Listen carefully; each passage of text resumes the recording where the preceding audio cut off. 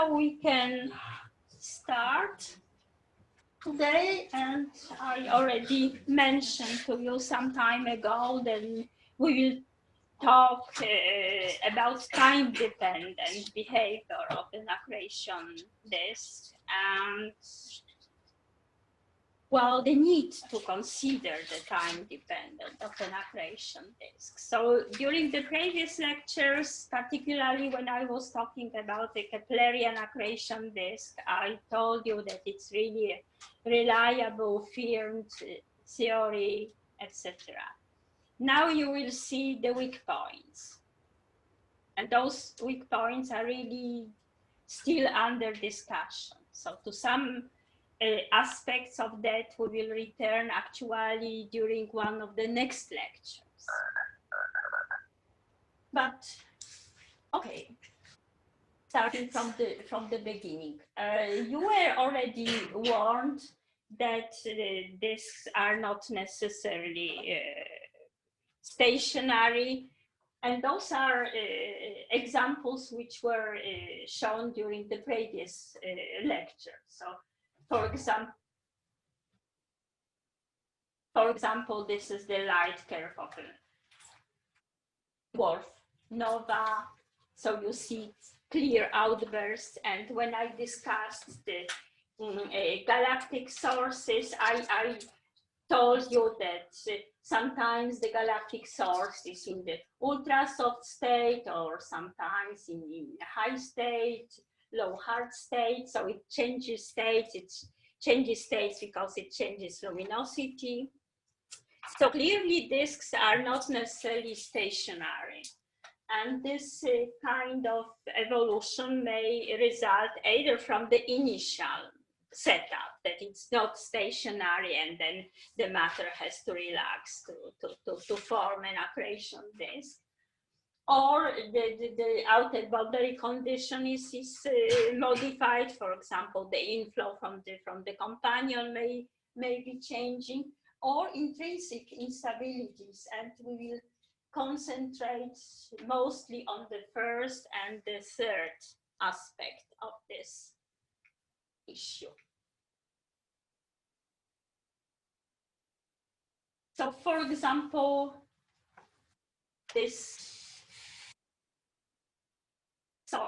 source which changes states, when you look at the light curve in X-rays, this is what you will see. So there are really strong outbursts from time to time. Sometimes they are called X-ray novae. Frequently they are called X-ray novae. The timescales here are days, so the separate is few years. Actually, the outburst lasts 100 to 100 days, something like that. And then when the source changes the luminosity, and you see it's really a factor of 100, 1000, depends on the source. The source changes its spectrum considerably. So during when the source is at the peak, it is relatively well described by, usually well described by Keplerian disk. If you consider just a short period of time, it can be considered as a stationary Keplerian disk. On the other hand, between the outbursts, the spectra are of this type, dominated by Comptonization and all those problems of geometry of the hot material then arises. So the evolution, actually spectral evolution, is best shown on this kind of diagram. It's sometimes called turtle diagram. Here you place the luminosity, count rate, or whatever, because this is for one source, so it does not matter which units you use.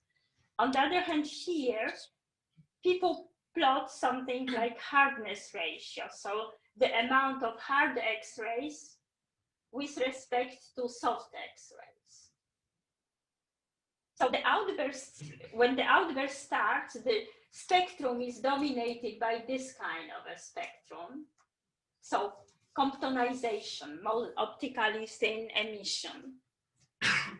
And then the luminosity goes up, and then the source goes up, up, up, still in the hard state. And then it reaches more or less Eddington luminosity, not precisely. And then this thing softens. Here the standard accretion disk forms. And the source performs here some kind of oscillations, but then at the end of the outburst, the luminosity drops. So the source moves here, here, and then finally at some point, the spectrum again becomes hard. So the accretion, soft standard accretion disk disappears, at least in the innermost part. And then this is how the source completes the limit cycle. So there is not, there are a lot of parametric descriptions of this limit cycle, but so far nobody invented a real theory which would really do that. So of course the question is why those outbursts happen. Another example when the evolution clearly happens is, I showed you those two pictures before. When you expect that a star is disrupted close to the massive black hole, you actually even calculated the criterion for the stellar disruption. So what happens? We have not very active nucleus, and the star is passing, and then part of the material forms a ring, and this ring slowly forms an accretion disk. Part of the material is actually rejected. So this is an exemplary theoretical light curve. So first, we do not see any emission, and then accretion rate sets on through the innermost part of the disk. This part is well described by the accretion disk, and then the source weakens. So this was the theory, but this is an exemplary really case of stellar disruption in several bands. Those are SDSS bands, so this GRIZ band. So you see that, well, this theoretical model more or less applies. You first see the brightening quite fast, and then slow power low decay. So actually this evolution is simpler to describe. So we will later start with this evolution, but well, I wanted to mention one more case, which I will discuss at the end of the lecture. This is from relatively recent paper of Minuti et al. Here you have a very nice light curve. Kilosecond means thousands of seconds. And you see very regular bursts in X-rays happening every 9 hours. So this is happening in the source located at, it is an AGN located at low redshift 0.01, and the black hole mass in this source is exceptionally low, 4 times 10 to 5 solar masses. And that is really quite spectacular. So in order to understand this kind of source, this kind of outburst, or those outbursts I discussed before, first we will start with estimation of the basic timescales, because this in principle allows you to understand what is happening if you don't know what could be happening. We will later apply those time scales to this source to see what might cause this kind of behavior. So now we will consider just the Keplerian disk, like during previous lectures, so we neglect what is happening inside ISCO, but we just look at those orbits. And clearly the first characteristic time scale is the rotational period. Of course, this period depends both on the black hole mass and, of course, on the distance, because here the rotation is much slower, so the orbital period is much longer. And of course, we know that the Keplerian angular velocity is given by this expression. We discussed that before. And the period is actually given by 1 over Keplerian speed. If this is in second, then you see that the period is measured in seconds. So this is the kind of dynamical time scale. But this is not the only dynamical time scale which may come to our mind, because if we consider the vertical structure of the disk, we can also consider what is happening in the vertical direction.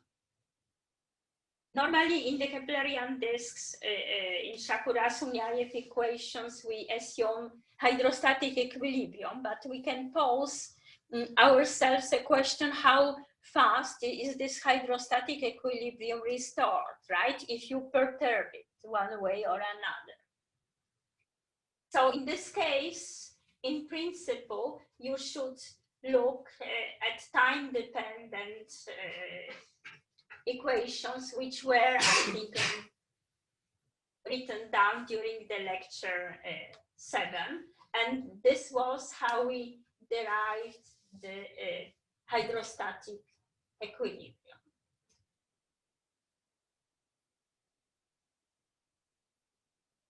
And then we also derived from this hydrostatic equilibrium this information that the sound speed divided by the Keplerian velocity, not angular velocity, is equal to the ratio of the disk thickness to the radius. So, but now in a similar way, we can treat, in a simplified way, we can treat this time-dependent equation. So if we just average, then of course density is, let's say, equatorial density. T, well, it will be this time scale we are interested, and this is Vz, it's Vz, so the derivative is easily replaced by the ratio. And now we say that it should be comparable to this component or that force component, whichever, it does not matter. If we have time evolution, then all 3 components should be comparable. This is kind of hand waving, of course, but this is how time scales are estimated in the most easy way. So here we have vertical velocity. So what to do with vertical velocity? Well, natural guess is that vertical velocity is just this disk thickness divided by this time scale we look for, this time scale of restoring vertical equilibrium. So instead of this expression, we have density times this thickness divided by this t square is equal p over h. After rearranging, we can determine this expression for time scale we look for. And then we can remember that P, pressure over density, is actually sound speed.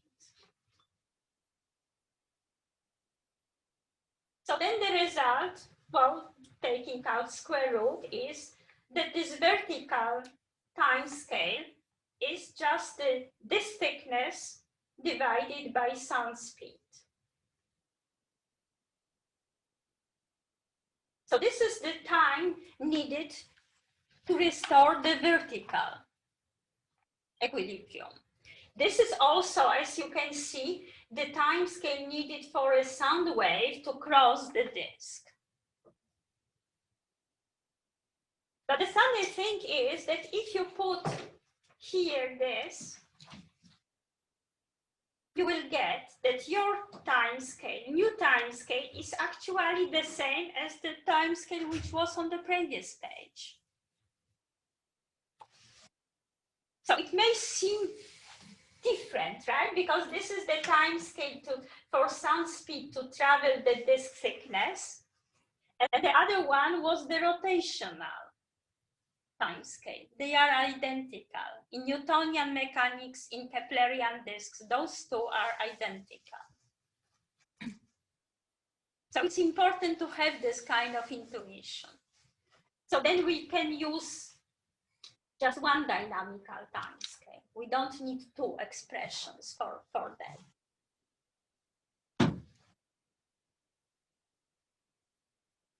Now the thermal time scale. So in principle, we can start with time-dependent equation for energy generation, heating, cooling, etc. But using just simple logic, we will make this much easier. Just guessing how we can determine the thermal time scale. And we do the same, for example, if we want to determine the thermal time scale in stars. We select, in the case of disk, we select radius r, we select a piece of the disk of a unit surface area, and then we say that the time scale is the energy content in this part of the disk divided by the flux. Energy content is in ergs per year. And flux, but in ergs, if it is a total thing, then it is again ergs per centimeter square. And flux is ergs per centimeter square per second, right? So this has the right units. And this kind of expression is easy to evaluate using our previous knowledge about the Keplerian disk. So energy content in this whole volume is just the energy density times the disk thickness. And energy density is more or less the same as pressure for the perfect gas. Can be 2/3 or 52 or whatever, but we don't care about numerical coefficients in that case. It's just a hand waving. And of course, we know the flux, but it's not convenient in this case to use this flux because here we have a pressure and this thickness. So when we studied the disk vertical structure of averaged, we had already an expression that the total flux emitted from the surface is equal viscosity times pressure times omega k times disk thickness. So for the flux, we will use this expression. And we drop again this coefficient 2/3, it's not important. So if we put this into this, we get this. And you see, this really simplifies, right? Pressure cancels, this thickness cancels. We are left only with the viscosity alpha and the Keplerian dynamical time scale. So you see,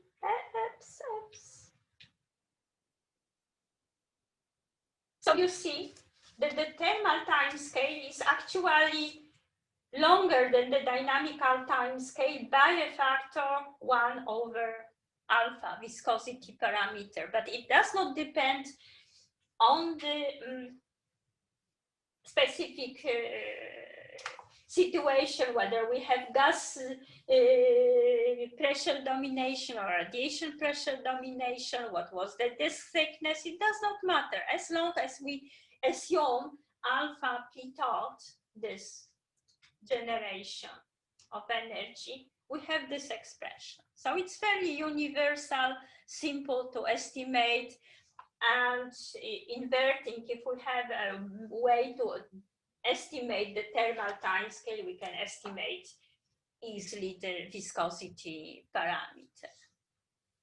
So now we have also the thermal timescale. So it is slower than the dynamical timescale, but not much.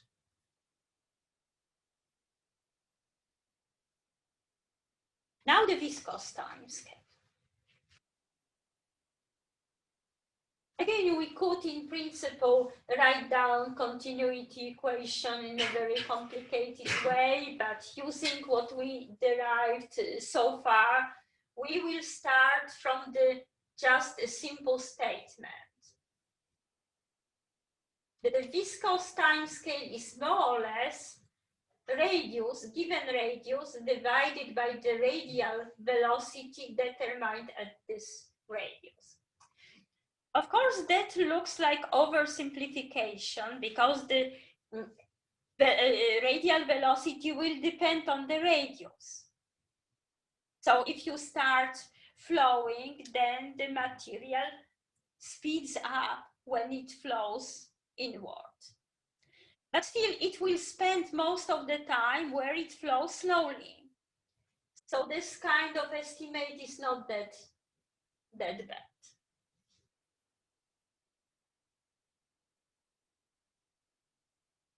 In this case, we have to do a bit more work. So we were introducing the accretion rate. In general, it was time dependent, does not matter. And now we have to simplify that. In all Keplerian disks, usually we assume that the radial velocity does not depend on disk thickness. This is a simplification, but it's a kind of hand waving anyway. So if we simplify, then instead of integrating, we sort of average, and from that we go to expression for radial velocity. So then we can use this expression here.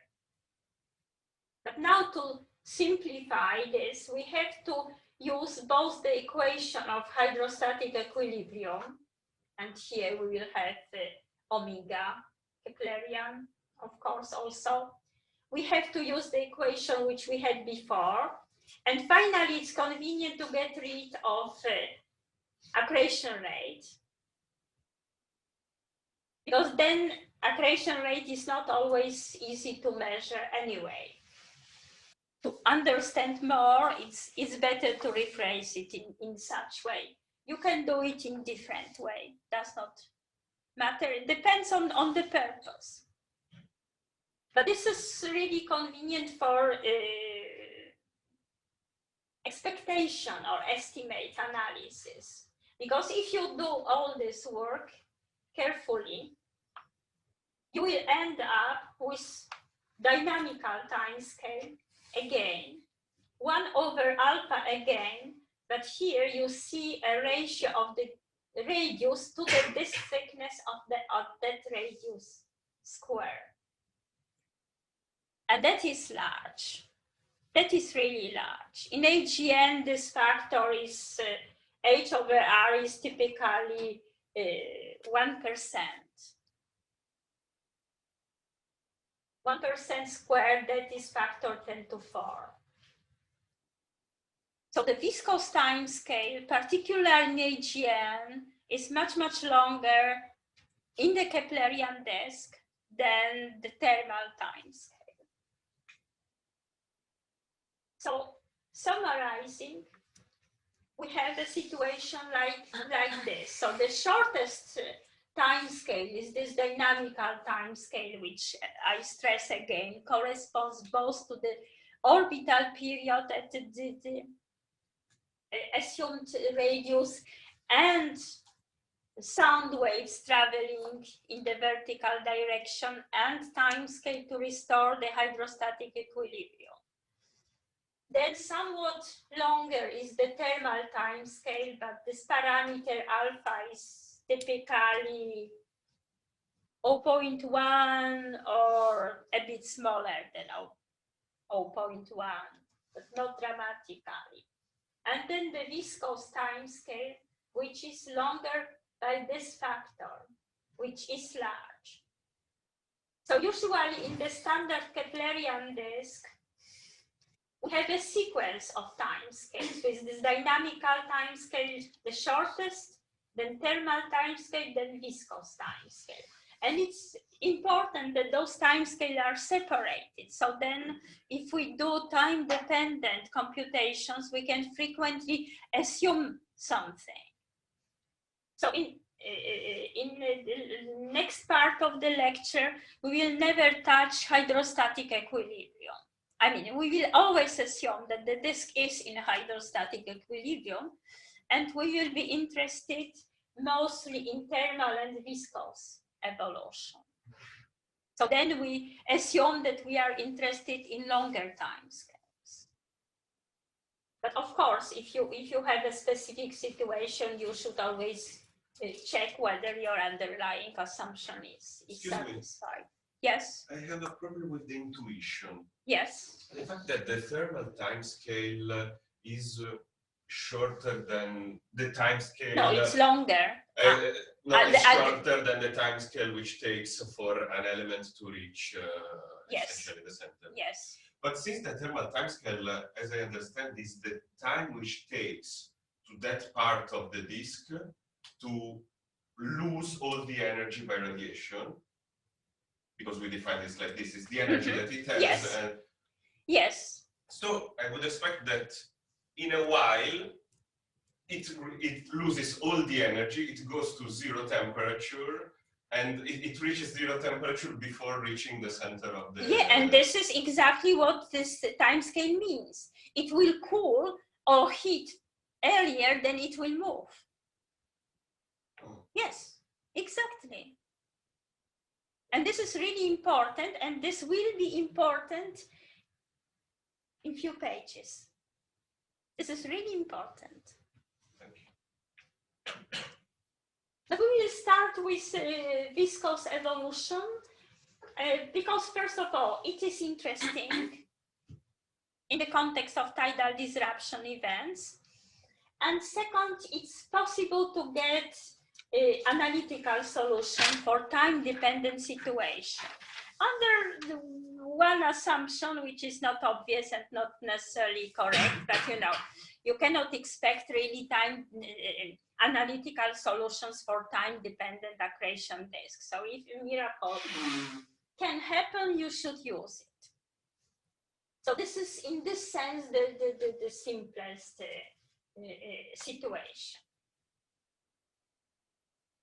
So physically, this is a nice illustration. It is a tidal disruption event from AAS NOVA web page. Of course, we cannot analytically describe this, I mean, in the time-dependent, fully time-dependent way, although we can describe the orbit. But now we concentrate on the moment when this material forms a ring around the central black hole, and how this ring later evolves, because we are studying Keplerian disks, right? So we will assume, as I mentioned, hydrostatic equilibrium, but now we look not at stationary equations, but we look at time-dependent equations. Still, we assume Keplerian disk, so actually it's not partial derivative, it's normal derivative, because the Keplerian angular momentum depends only on radius, it does not depend on time. But here we have an important time-dependent equation which was discussed during lecture 6. So time change of the surface density is caused by differences in accretion rate between different radii, right? So when accretion rate does not depend on radius, then we had a stationary solution that was 0.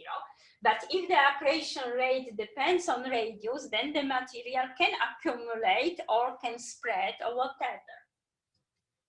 So we have now to solve those equations. This torque was then described in a general way like this, because we were interested in the fact that the term cancels. But now we have really to use the explicit expression for this viscosity. So instead of integration, we just put h here and this torque here. And this is the key point. Now we don't use Shakura-Sunyaev parametrization. We change parametrization. Because if we assume Shakura-Sunyaev, we cannot solve this stupid equation. So instead of alpha p, we assume something like that. This is so-called standard assumption for the kinematic viscosity, where kinematic viscosity times the density times derivative of the angular velocity gives the torque. So this is the definition of kinematic viscosity. And later we will assume that kinematic viscosity is constant, and that will do the trick. So this is why we change parametrization. If we want to know the time evolution of this, we have to write full computer program, and that's it. So if we assume this new parametrization, then we have to combine those equations. So we have to put this into that. So we have here the radial derivative of this over that, and still radial derivative. So as you see, we have second order radial derivative here. If you rewrite all those equations. Now it's important that we assume, yes, that we have this expression for surface density. So here we have density, and here we have h, so we have surface density. So here we have time derivative of surface density, and here we have second order derivative for the surface density.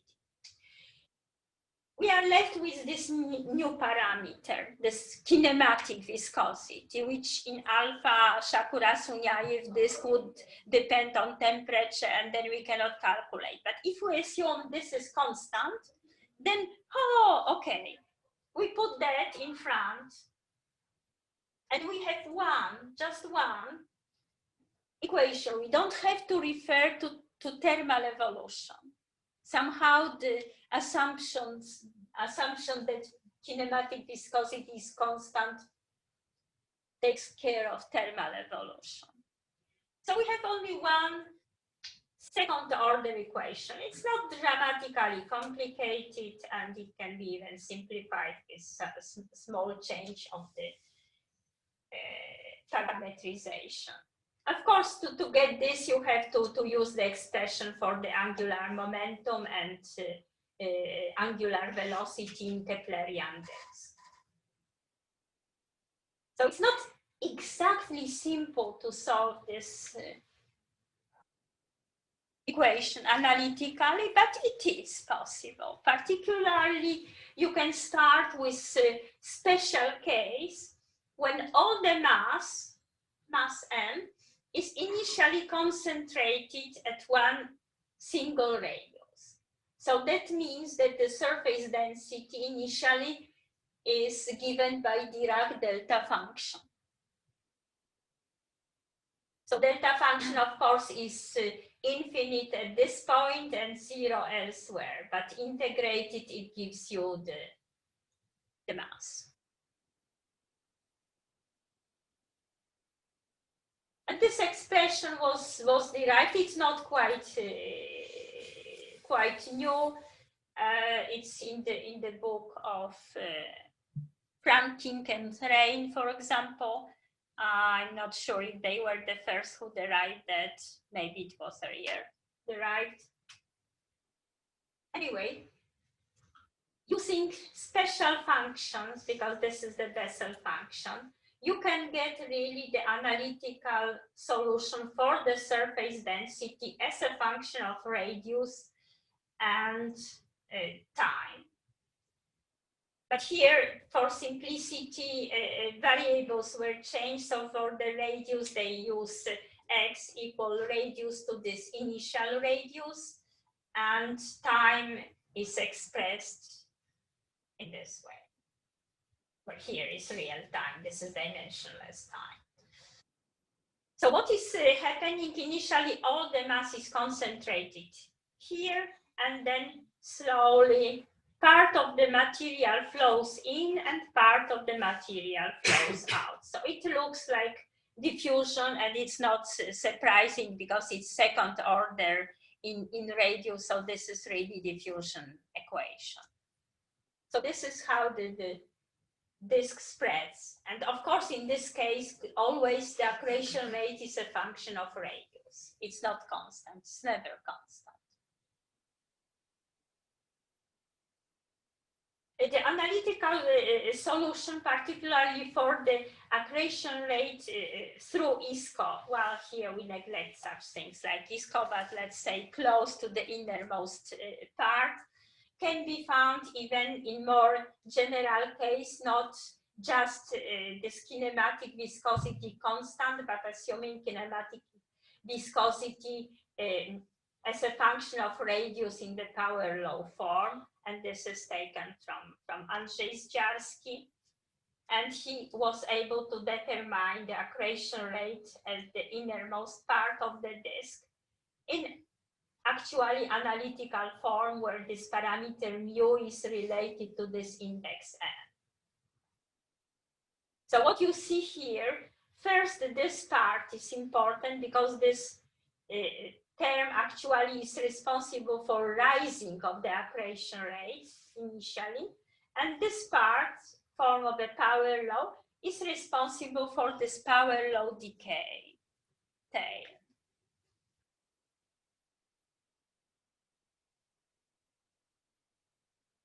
So it really corresponds to this analytical solution. Here is the power law decays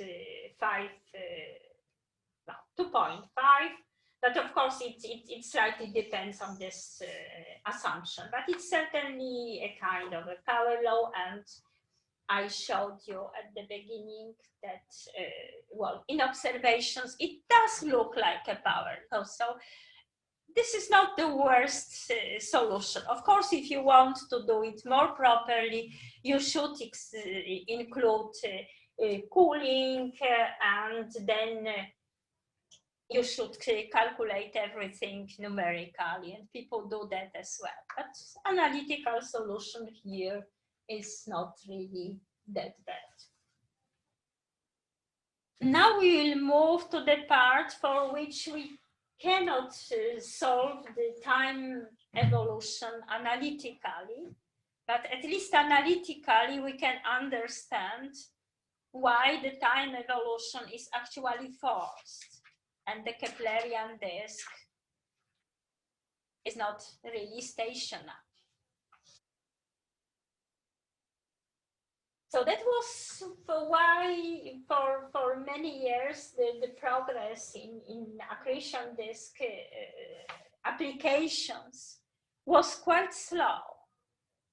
Because as I told you, this is the calendar. So 1 year before actually Shakura, but let's say Shakura Sunyaev 73, they introduced this alpha pitot disks. And it looked like fantastic parametrization. You can get everything. You can calculate the spectrum. Fantastic things. Excuse me.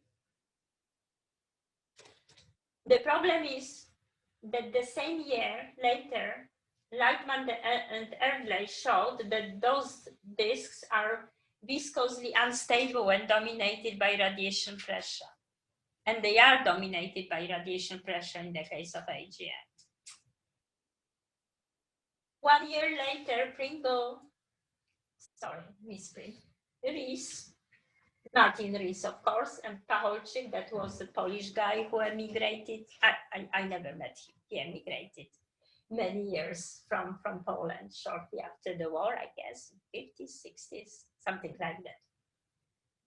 Anyway, they showed that those disks are also thermally unstable. So that was really bad news. Some people stopped using accretion disk theory. Some people postulated that alpha p thought is the wrong assumption and alpha p gas should be used, but then everything started to be kind of arbitrary and people got disgusted. I was still using, and some other people were still using accretion disk models, because if you think about stars, sometimes formally stars are unstable because but then the only thing they do is see stellar pulsation. So what's the problem? On average, they are more or less still having the same radius and mass, etc. So, but of course, it is a problem. I'm not saying that it should be ignored. And the problem indeed is with this, is this middle branch.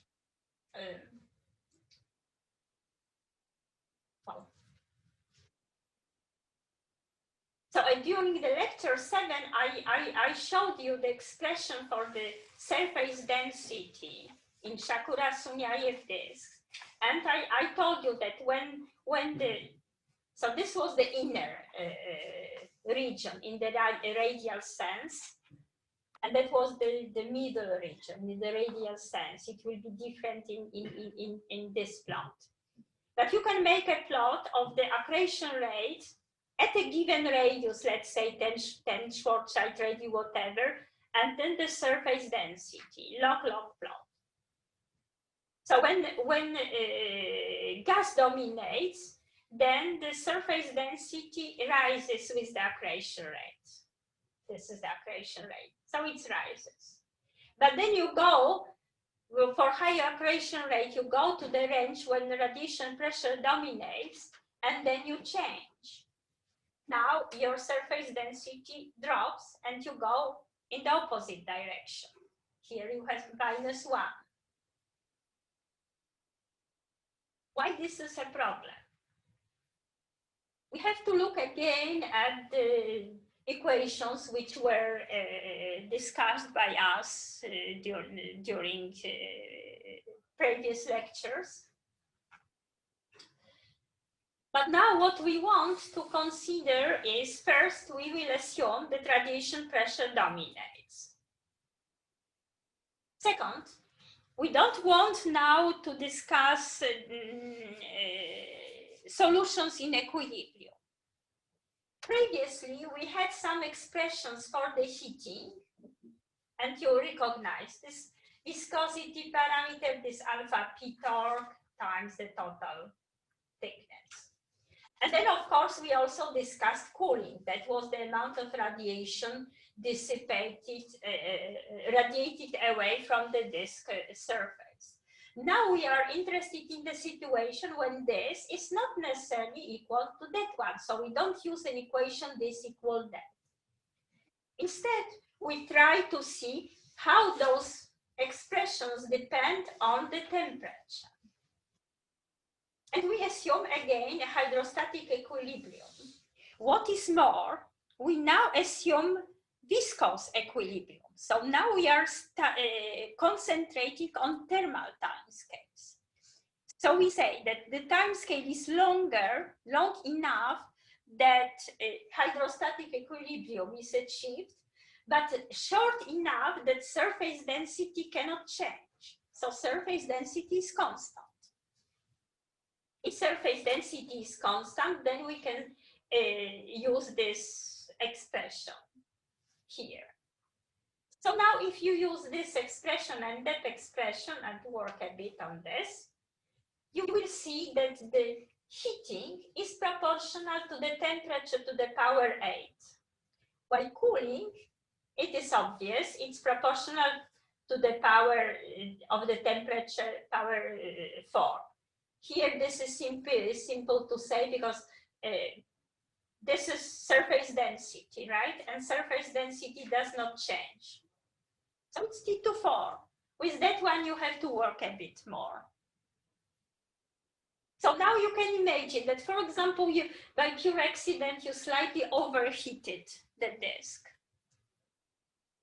So your temperature is a bit too high. If your temperature is a bit too high, you heat it more than you cool it. So it will heat.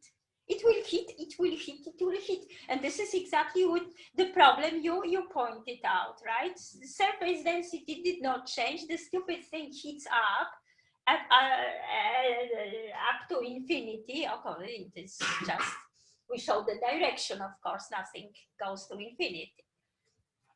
Or if we do the other way, that the thing is overcooled,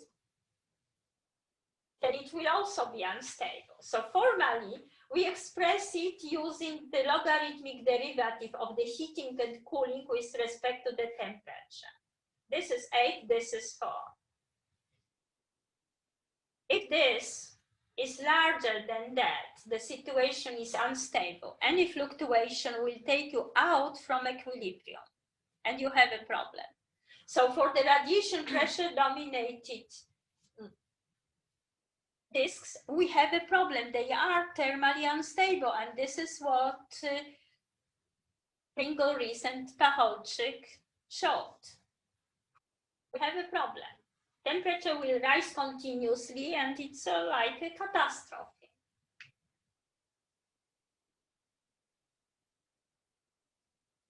On the other hand, if we repeat the same analysis for the gas pressure dominated disk, then the situation changes.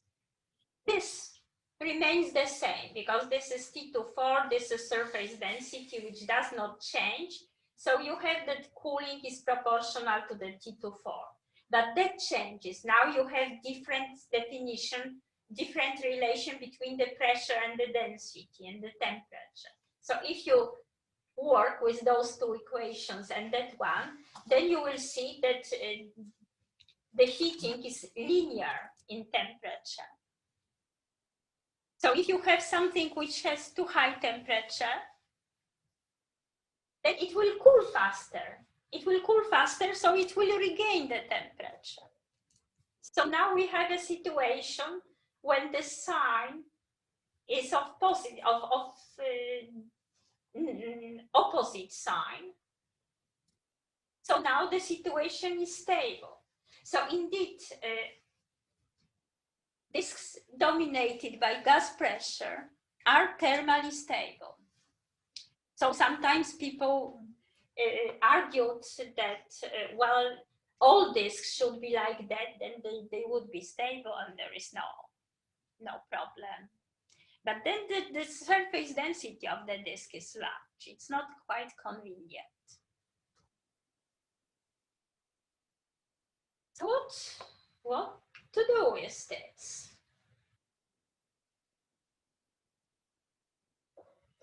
I mentioned that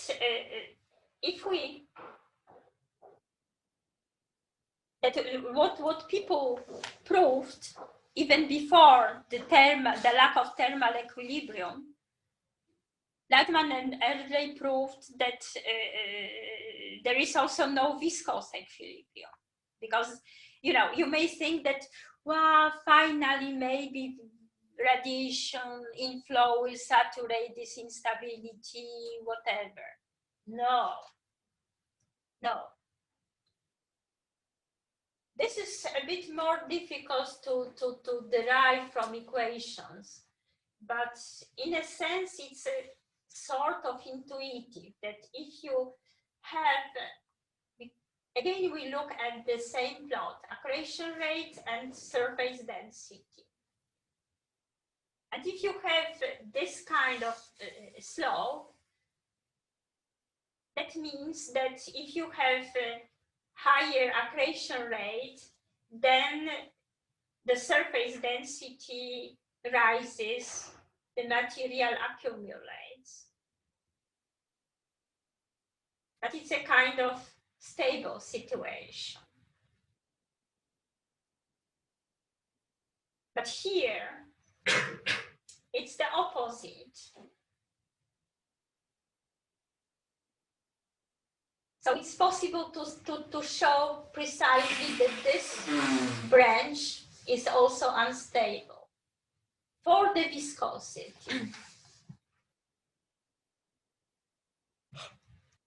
So now you see the whole picture. At the same range of accretion rates and surface densities, you have two branches, one which is stable, both in thermal and viscous timescale, and one which is unstable. So if you are on that branch, then and for example, if you are outside from thermal and viscous equilibrium, then if you perturb things, then you will go in this direction and you will set on this stable. But then if you happen to be here, for example, then you go to infinity. So it's not really obvious what to do with this. You cannot really formulate any solution.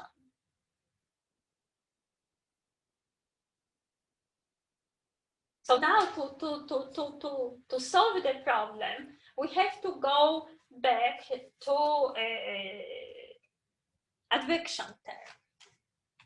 Normally in Keplerian disks, we said that this advection term, this amount of material, this heat which flows with the radial flow, is not important.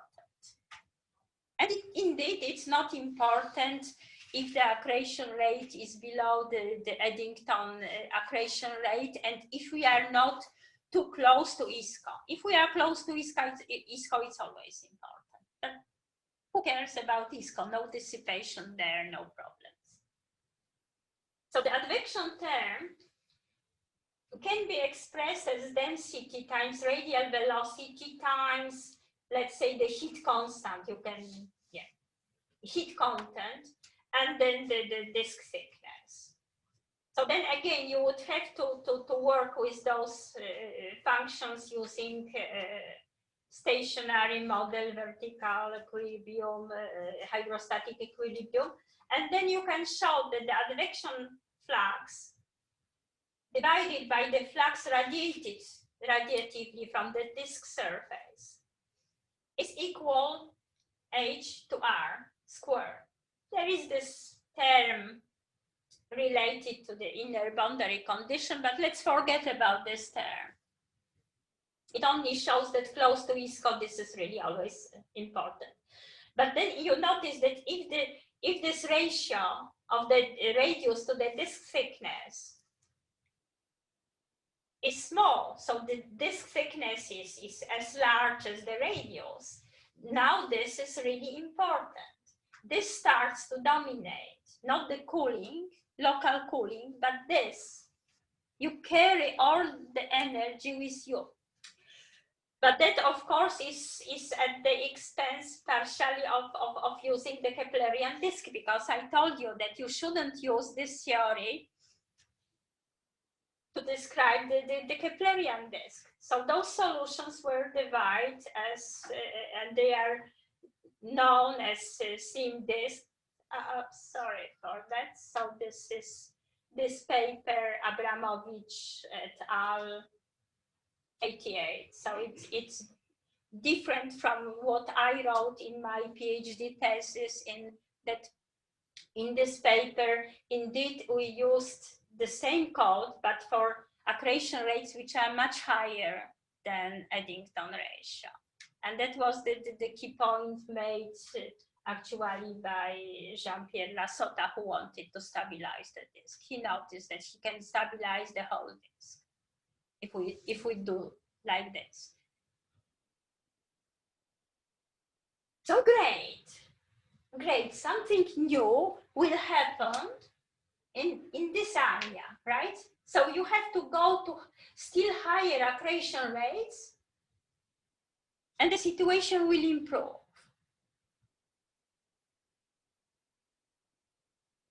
And it does improve, indeed. Because if you go to those advection-dominated solutions, then it's not so simple, but again, you can try to work that out. That then the cooling, instead of being proportional to T to 4, heating is still proportional to T to 8. But now cooling is proportional to T to 12 because of advection term. It's advection term dominated. So again, this is a stable solution. And I mentioned to you that stable solutions are going in this direction on this diagram. So now we have something like that.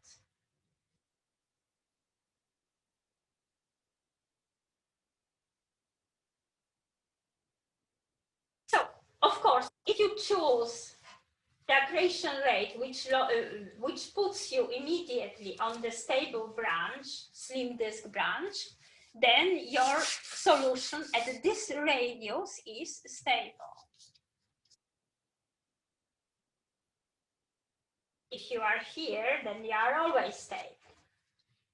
But it's a good question what happens if you are here, right, at the unstable branch. But then when we have two stable branches, that's not that bad because it looks like Carnot cycle, right, for engines. So we are now able to complete the limit cycle behavior. And this is how it happens. So for example, you choose accretion rate like this, but you are here on this branch. You start here. So you have to accumulate the mass. You accumulate the mass because your inflow is larger than your outflow. So then the disk goes along this in thermal equilibrium, but viscously evolving in viscous timescale here. Now that's the end of this branch. So now the disk expands rapidly in thermal timescale because now it loses the thermal equilibrium, but under constant surface density, it jumps, the disk thickness rises enormously, and now you become advection dominated. Okay, but now you are your accretion rate outflow is even too large in comparison with what you assumed. So you are slowly going back in this direction, viscously. But of course, this branch will finish here. So again, the disk will lose the thermal equilibrium. It will shrink and jump into the lower branch. I'm a bit cheating in this plot here because if you look at the advection dominated branch, actually viscous and thermal timescale, they become comparable. So this limit cycle is not quite like that. But the idea is more or less like that. Only this thermal timescale is almost comparable to the viscous timescale is comparable to the thermal timescale. Anyway, you get a limit cycle behavior. That's quite interesting. Because if you want to find mechanisms for outbursts, you have it. You have it. And you actually know how to calculate because we know those equations. I cannot give you the analytical solution for time dependence evolution, but and one more thing, because sometimes people say, oh, we are using slim disks and then our disks are stable. No, sorry guys, no. The problem is that this, sorry.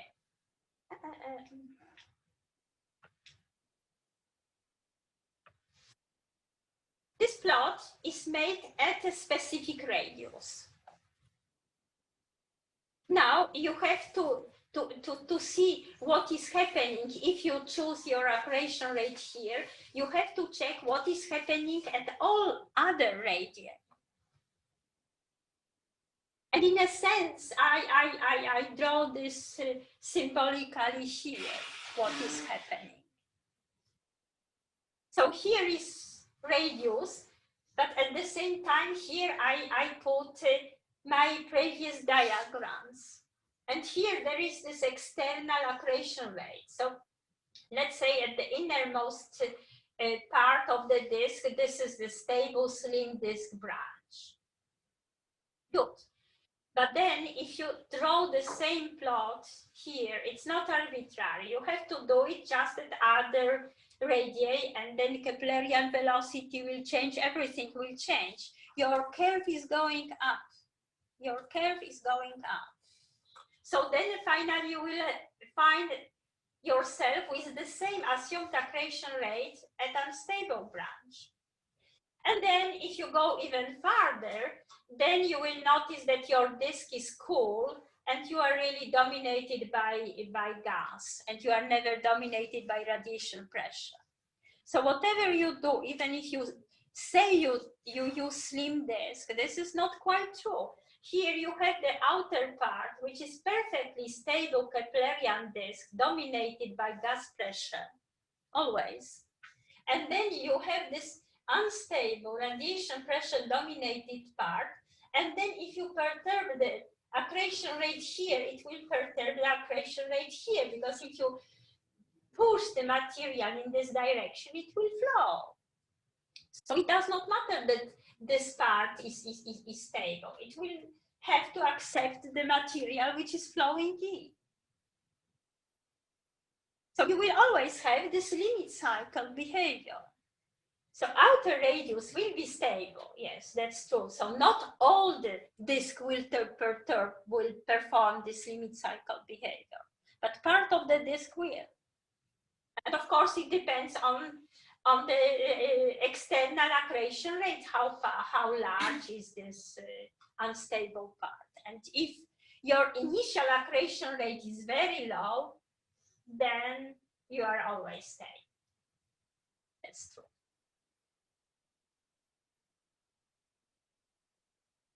So as I told you, those equations cannot be solved analytically. You have to solve numerically.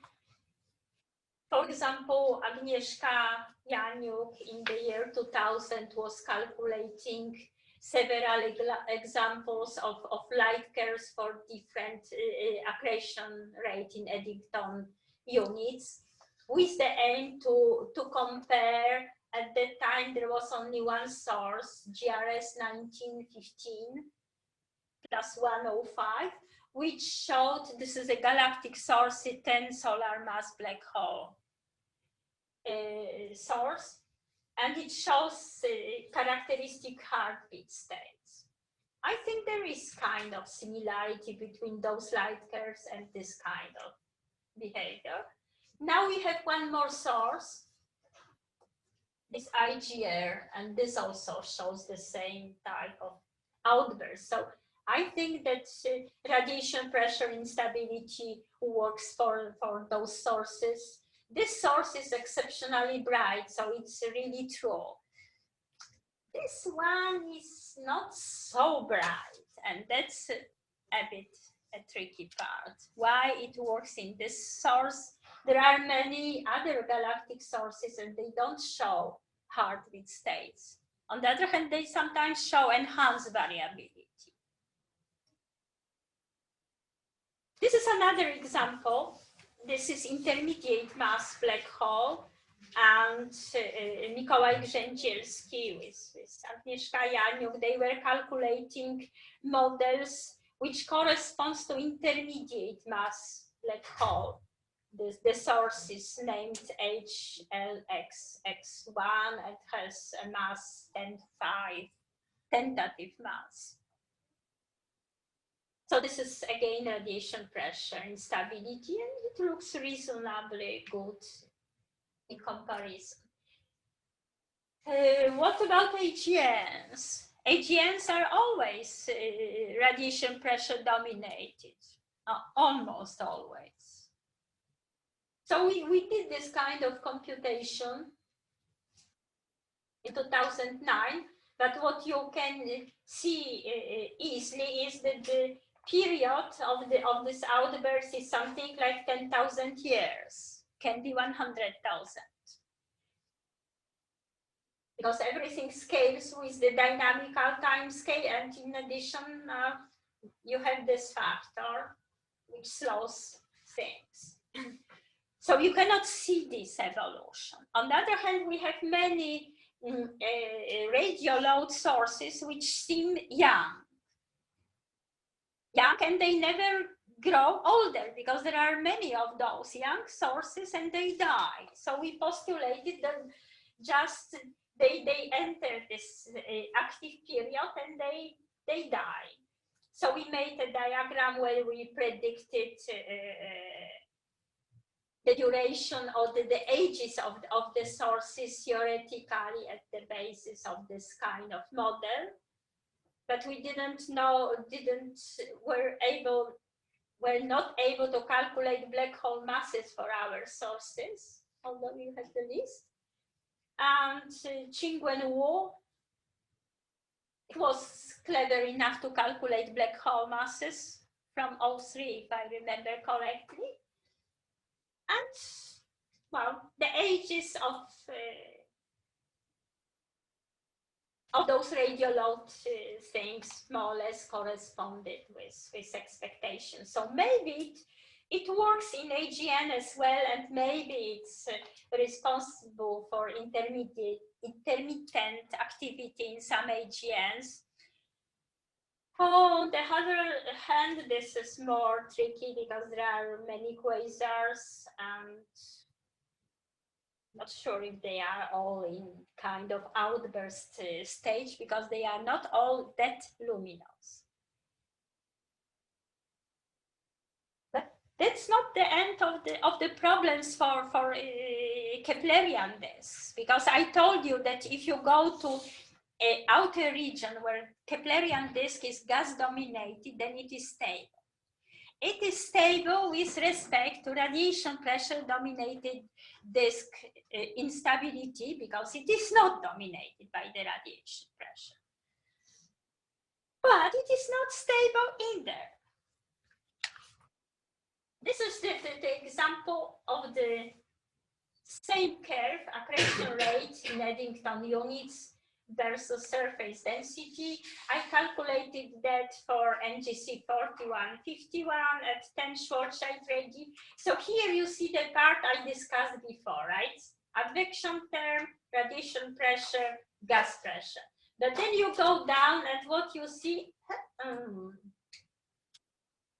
and it works again like this. If you see this slope, it means the thing is unstable.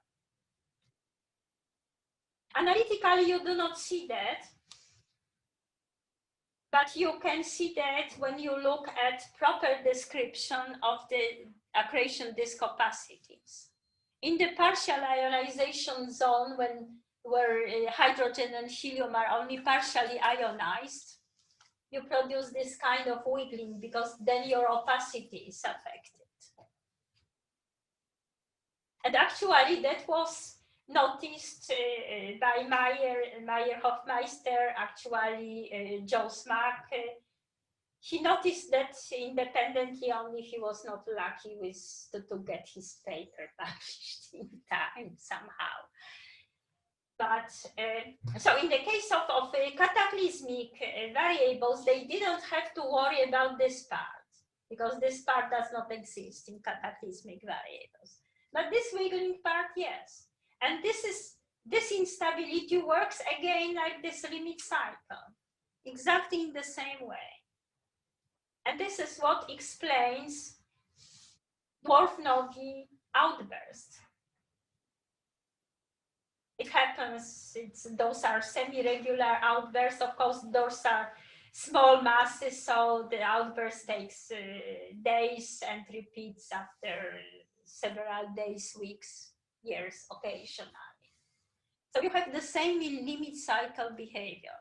Outer part of the disk is stable, inner part of the disk is unstable and produces this kind of burst. This is just to remind you the cataclysmic variables, those are like this.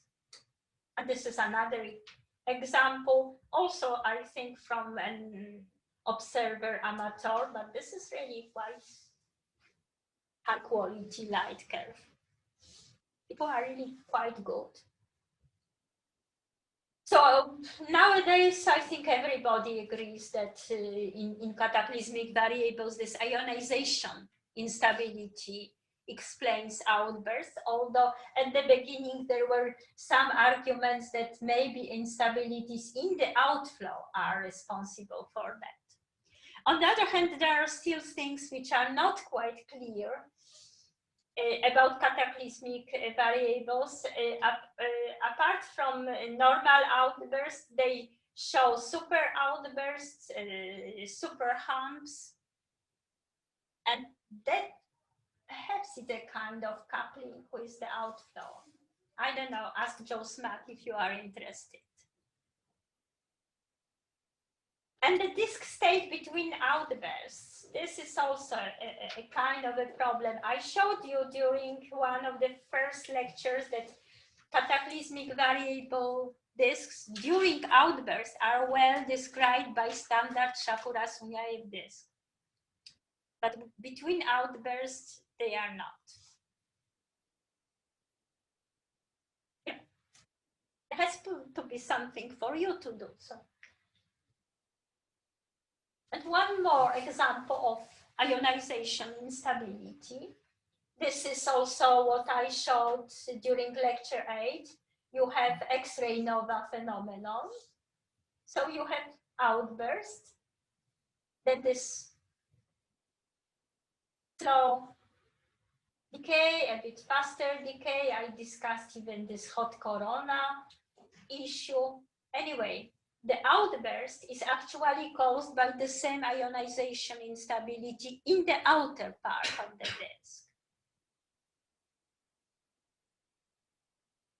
And it's also generally accepted that this is really the reason for outbursts. On the other hand, there are still a number of things which are under discussion. First, the role of irradiation. Here you see that the outburst rises fast and then it takes a long time to go back. Perhaps not this one. No, this way. Here you see the outbursts are almost symmetric. So the decay timescale is more or less equal to the rise timescale. So generally, this is explained by irradiation. So initially, your unstable part of the disk is narrow. You reach the upper branch in a relatively narrow range of a disk, but then you dissipate a lot more energy when you accrete onto a black hole than you accrete onto a white dwarf. It's a factor 1000 or so. We discussed that during the first or second lecture. You have a lot of energy, so then you can irradiate the outer part. This outer part becomes hotter, so then it enters the upper branch, although at the beginning it did not feel like entering the upper branch. So it's not just the limit cycle. Your hot thing is much more extended, and then of course the viscous time scale is much longer at the outer part, and then this takes much longer. The problem is that it's not that all light curves look like that. Some of them are symmetric. So the role of irradiation is under discussion, because if you have a symmetric light curve, you can say either for some reason you don't have irradiation, or, and this is the paper by Tetarenko and Jean-Pierre Lassota is also on that paper, you can say that, well, without irradiation, without irradiation you would have narrow thing. With irradiation, you would have this kind of a shape of the outburst. But now you can switch on wind, so then you will remove the energy. And if you remove the energy through wind, you shrink this irradiation part, and you shrink this outburst, and then you go back almost to symmetric thing. So, but sometimes those two perfectly compensate. I don't know. So this is really the thing under discussion. Of course, the disk state between outbursts. This is then this Comptonized inner flow, hot flow. And we don't really have a good theoretical description how to switch from this hot inner flow to the standard accretion disk, where to switch. There is this hysteresis phenomenon which I mentioned at the beginning. So there are parametric models or things which can be fitted to the data, but there is really no theory behind it. But the irradiation, but the instability works, and I don't think that anybody nowadays really question that whole evolution is caused by ionization instability.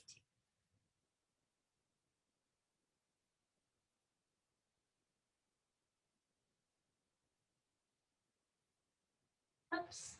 Now, at the beginning of this lecture, I showed you this nice light curve.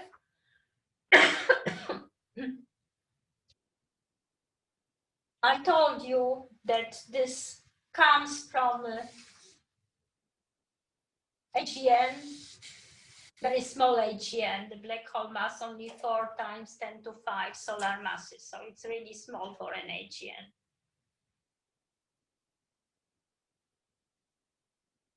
So we have a list of timescales, and knowing the black hole mass and, for example, fixing the radius at 10 Schwarzschild radii, we can calculate the timescales. If I did it correctly, then the dynamical timescale is 180 seconds.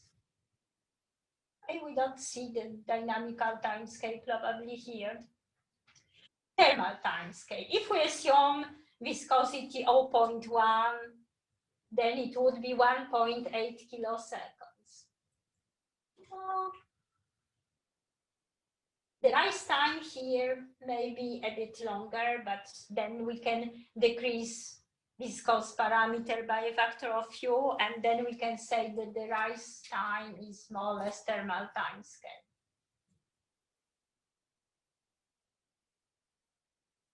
But what about viscous time scale? If I put what I would think realistic ratio of the disk thickness to radius, 0.01, then for viscous time scale, I get 18,000 kiloseconds. And here is time in kiloseconds, so that is 100. So orders of magnitude wrong, right?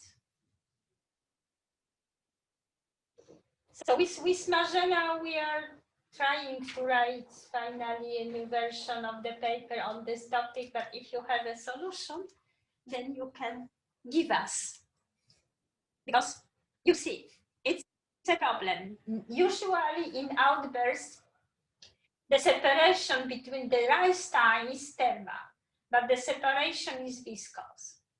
You have to shrink something, this viscous time scale, or you have to do something, or what? So you see, this kind of simple analysis tells you immediately where you have a problem.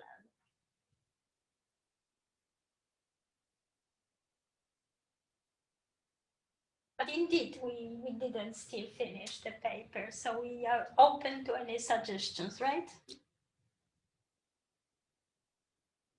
And there is a homework this time. So I think I did not exactly make those intermediate steps, so just do it. I mean, I told you that this orbital period is the same as the sound speed travel time across the disk in the vertical direction. So repeat this proof that those two are identical in more careful way. So in this way, we discussed two dynamical timescales. Both are identical. There is actually one dynamical timescale, which is 1 over epicyclic frequency. Find the definition and explain in few words what it represents. I will tell you immediately, this is again the same timescale in the Keplerian Newtonian theory. In full GR, they are all three, they are different. And this is really important for some aspects of QPOs, whatever it is. So in full GR, they are different, but in Newtonian mechanics, they all are identical, although they correspond to different phenomena. Epicyclic frequency is still something different. So you don't have to write, you know, 5 pages or whatever, just 2-3 sentences, right? Definition, 2-3 sentences, what it represents. Okay, so that's all.